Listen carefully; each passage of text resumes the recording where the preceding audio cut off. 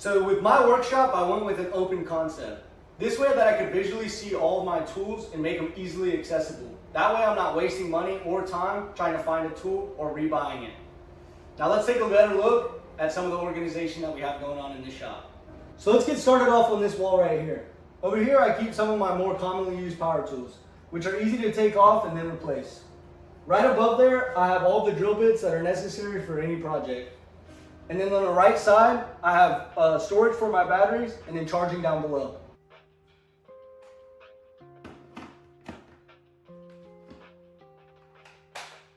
So over here, I have my Gladiator workbench and my workbench stool. If you're interested in purchasing some of these items, I'll be leaving some links down in the description below. So over here, I'll be working on some of my smaller projects. And up above, I've installed these lights to help me see all the finer details. In the bins below, I have some of my more commonly used screws, bolts, and fasteners. Below, I have a power strip and then my Wi-Fi range extender. This takes the Wi-Fi from the house and extends it out to the shed. That way, when I'm hanging out in here, I can be watching TV and my favorite YouTube channels, such as Mr. Beast and Alden Flips and Builds. Up above, I have my magnetic bins that holds all my screws in place, a few additional drill bits, and then some specialized drill bits that I don't normally use.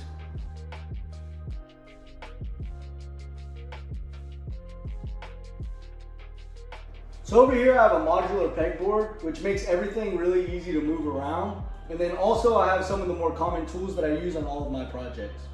Another thing I'd recommend in any DIY shop are these elongated drill bits.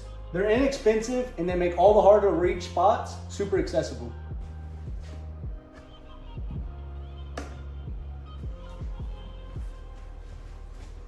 To save space, I've mounted my shop vac to the wall using 2 hooks and a ratchet strap. So attached to my shop vac is a cyclone.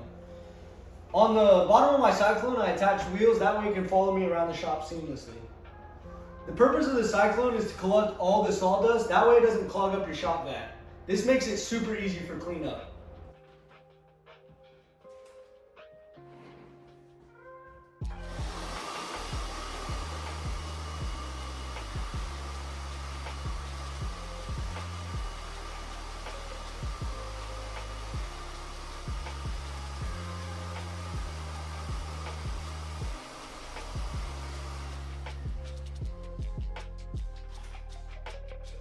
So over here I have additional storage bins, and then I intentionally left this wall blank for future shop growth.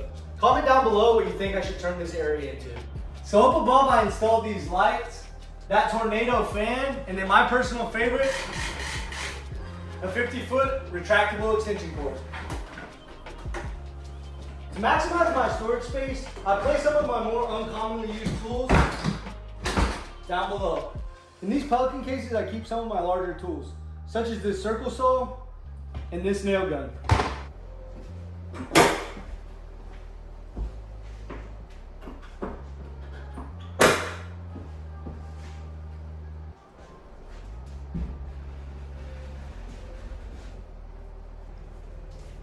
For my larger projects, I roll out my table saw. This has a huge workspace, and I've also integrated a T-track system. To make all of my larger cuts, I use this table saw. If you want to know how I built this, check out the video on my channel. One of my favorite features about this table saw is this shop vac. I've got it hooked up to an automatic switch. That way, anytime I turn my table saw on, the shop vac instantly turns on itself. Now for my favorite tool in this shop, my Bosch miter saw station. So one of the biggest issues I ran into when I was designing this miter saw station, I was building it for a different miter saw. But during the filming of the video, I broke my miter saw and I ended up buying this Bosch. Since I made the decision to go with the Bosch and with its larger frame, I no longer have the ability to make a 45-degree cut on the left side. Eventually I'll come through and I'll cut this off and make the necessary adjustments. But for now, I can make those 45-degree cuts on the right side. The main selling point for me for the Bosch is that it has a flat back. This makes it easy so that I can keep my miter saw flush up against the wall, and I also still have range of motion and mobility when using the saw. Traditional miter saws have a huge elongated back, which makes it nearly impossible to have it flush up against the wall.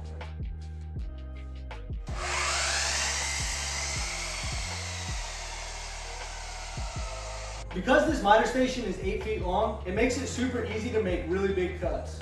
One really cool feature that I added to this miter saw station is this routing table.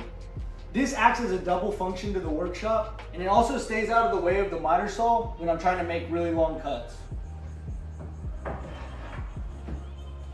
If you're interested in how I built this miter saw station, you can check out the video on my main channel. If you're planning on building one of these in your workshop, I highly recommend purchasing one of these automatic vacuum switches.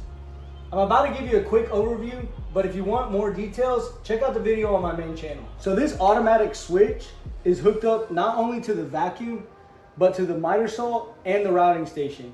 What this does is anytime you turn on one of the tools, it automatically turns on the vacuum. So beneath here is the shop vac, which is hooked up to a cyclone. The cyclone doesn't only collect all of the dust, but it also extends the life of your shop vacuum. So both tools are hooked up to this PVC piping, and then attached is the cyclone. On the PVC piping, I've implemented these shutoff valves. That way, if I'm not using the miter station, it maximizes the airflow that's going to the router. Just like the table saw station, I also have the miter station hooked up on casters. That way I can move the shop around with ease and make any adjustments as needed.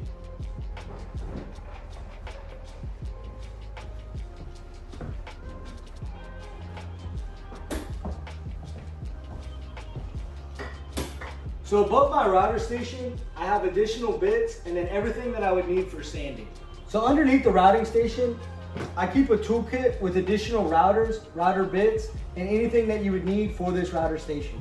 Additionally, I have this pancake compressor hooked up to this 50-foot hose. This makes it easy for cleanup and any tools that I need air for. Well, that's the end of this video, but make sure you comment down below what was your favorite part of this tour. Also, leave a like and subscribe if you want to see more content like this. And if you want to see how I built this shop, go ahead and click this video right here.